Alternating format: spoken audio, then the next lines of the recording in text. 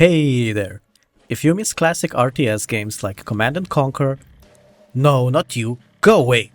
Then you have to check out Tempest Rising, an upcoming RTS developed by Slipgate Ironworks and 2B Games. All of the gameplay seen in the video is from Gamescom Showcase and a recent multiplayer showcase. Tempest Rising has been in development for 3 years already, and the developers are making sure the game will be polished and enjoyable upon release.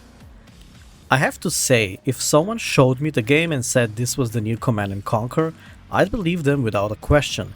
In fact, the developers themselves said they took inspiration from classic RTS games like Warcraft, Dune, CNC, and StarCraft. Let's take a look at what we know so far. First up, story and setting.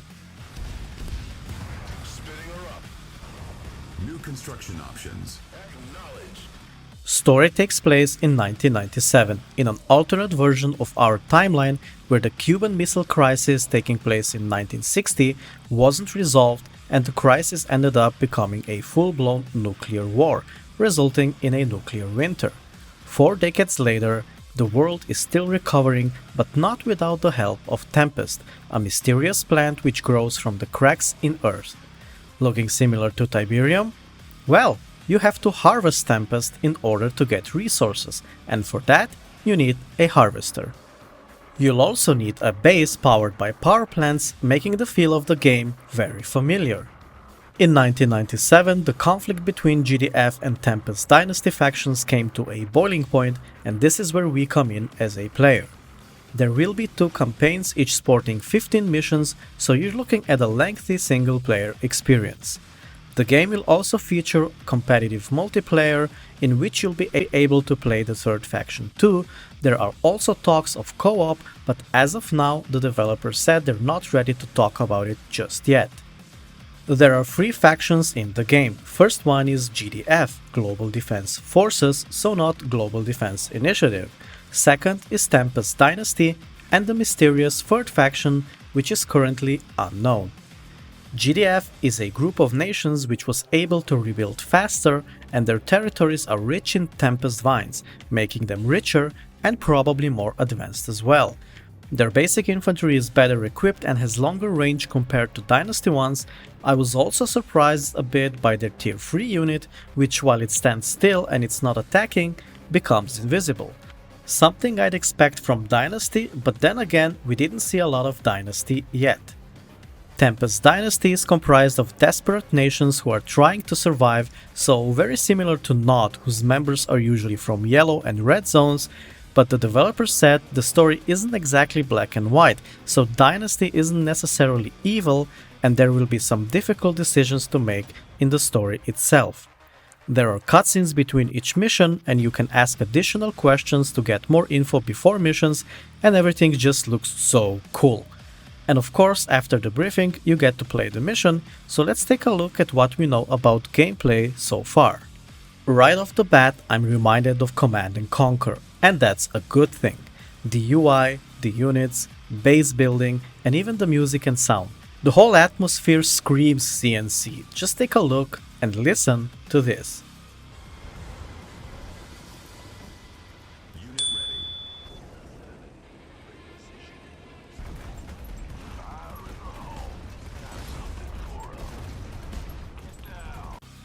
GDF does have the special ability of sorts. While you're in combat you gather intel, and you can use the intel resource to upgrade your units with new abilities. So it seems that you'll be rewarded for constant combat while playing GDF.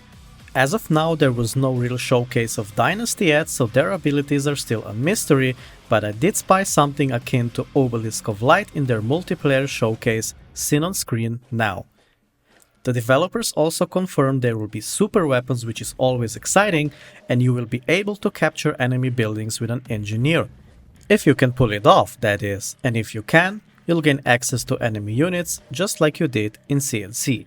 Another very important aspect of the game is power management. If you go low on power, certain buildings will go offline, and I think your units will produce slower also. Harassing with targeting power plants seems as a viable strategy. Of course, all of the buildings and units you make are reliant on how well you do with the resource gathering and economy. For that, you need to harvest Tempest. The vines do grow back over time, but only if they're close to the living pod. If they aren't, they die off, which makes the plant longer to come back. If you leave Tempest alone for long enough, the pods grow and are worth more, which makes for some interesting balance. There are of course different tiers of units you unlock through building more advanced structures, so economy and efficiency are extremely important.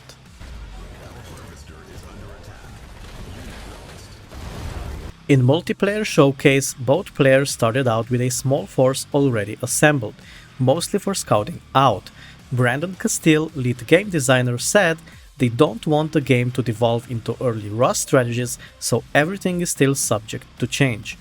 There's also some resource crates on the map, and another thing I noticed is the tabs below the map: Repair, Sell, and Power. Another thing reminding me of CNC. I'm guessing you can decide which of your buildings to power off if you're in a sudden energy crisis, and one time GDF tank ran over some infantry which foolishly got in his way. Another thing to notice is the unit cap, which is currently capped at 300. It's too early to tell what this means for large armies, but in Multiplayer Showcase there was quite an army already assembled with a lot of cap space still open, so I'm guessing you'll be able to build a big army and destroy everything in your way. Of course, the cap and how it works can change until the full release, but it seems much more lenient than the measly 50 command point cap of Command & Conquer 4. The gameplay also seems very fast and reactive, meaning there's no boring moments, and from what I saw I think multiplayer has a great competitive potential and will be compelling for people who like to think quickly and adapt, or even devise creative strategies to beat their opponents. All of this is supported by awesome soundtrack and sound.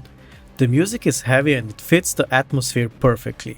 You can hear Frank Lepaki vibes in Death Squad OST. It really sounds like Tempest Rising own version of Hell's March, which is a good thing.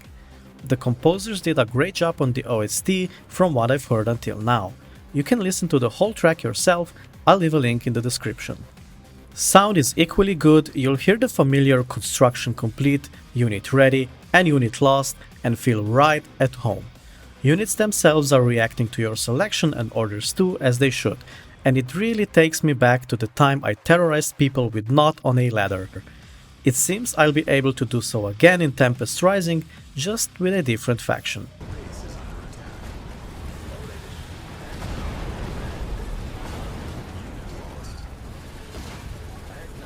Tempest Rising seems like a much needed classic RTS people have been craving for. It looks like the developers know exactly what they want and what RTS fans want, and they will deliver the experience we wanted from Command & Conquer 4, which we didn't get. Base building, resource collecting, and clashing of big armies, along with what is shaping up to be a great single player experience too, is what I'm seeing with these early previews of Tempest Rising. I've already wishlisted the game on Steam, and if you're an RTS fan, don't miss out on the game. It looks like we're getting the game EA wishes they were able to provide for us. In the words of Eva, welcome back, Commander. Until next time, be good to yourself and others. Goblin out.